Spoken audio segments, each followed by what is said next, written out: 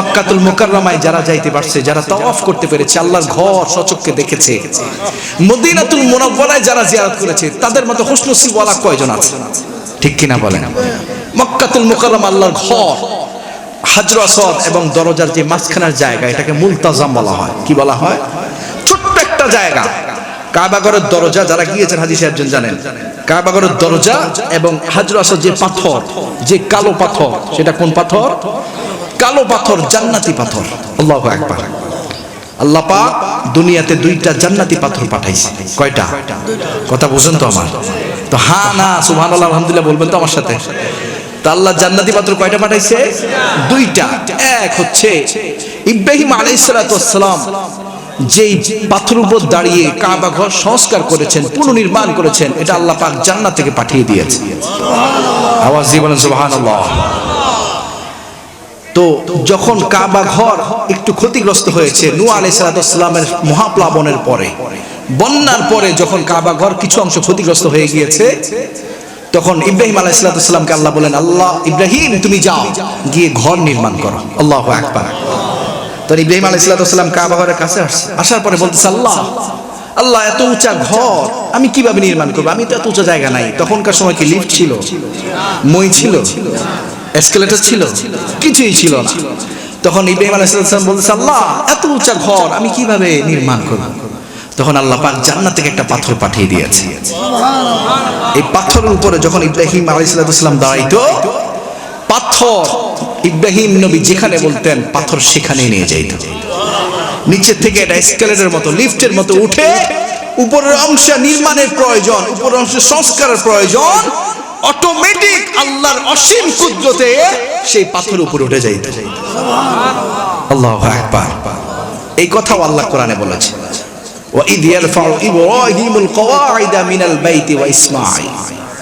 ইব্রাহিম আলাইহিস সালাম ঘর নির্মাণ করেছে, তো একটা পাথর পেয়েছি, আরেকটা বাকি আছে। ঠিক কি না? কয়টা পাথরের কথা বলেছি? দুইটা। আরেকটা পাথর, ওই যে পাথরে আমরা চুমু খাই, হাজর আসওয়াদ পাথর, এটা ছিল আবিয়াদু মিনাল লাবান, দুধের চাইতেও সাদা ছিল। আল্লাহু আকবার। কিন্তু আদম সন্তানের পাপ টানতে টানতে সেটা কালো হয়ে গিয়েছে। আল্লাহু আকবার। তো এই যে হাজর আসওয়াদ পাথর আর দরজার যে মাঝখানের জায়গা, সেটাকে বলা হয় মুলতাজাম। এই জায়গায় কেউ যদি ধরে দোয়া করে, আল্লাহ তার দোয়া কবুল করে নেয়। তো আমাদের সবাইকে আল্লাহ পাক সেই জায়গায় ধরার তৌফিক দান করুন। আর জোরে বলেন আল্লাহুম্মা আমিন। আল্লাহ পাক আমাদেরকে সাফা মারওয়া সাই করার তৌফিক দান করুন।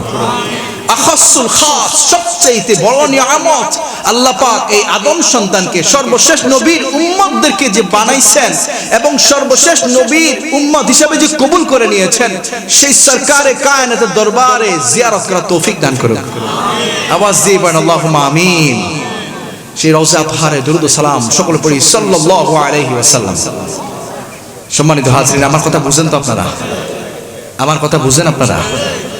আমরা এখানে ওয়াজ মাহফিলে আসি, এই যে কত জায়গায় মাহফিল হচ্ছে, এখানে মনে হয় পাশে আরেকটা মাহফিল হচ্ছে নাকি জানি না, আওয়াজ রিফ্লেক্ট হচ্ছে। তো যাই হোক, এই যে মাহফিল, এলাকায় এলাকায় মাহফিল, গ্রামে গ্রামে মাহফিল, মহল্লায় মহল্লায় মাহফিল, বাড়িতে বাড়িতে মাহফিল, কিন্তু চুরি ডাকাতি বাড়ছে না কমছে?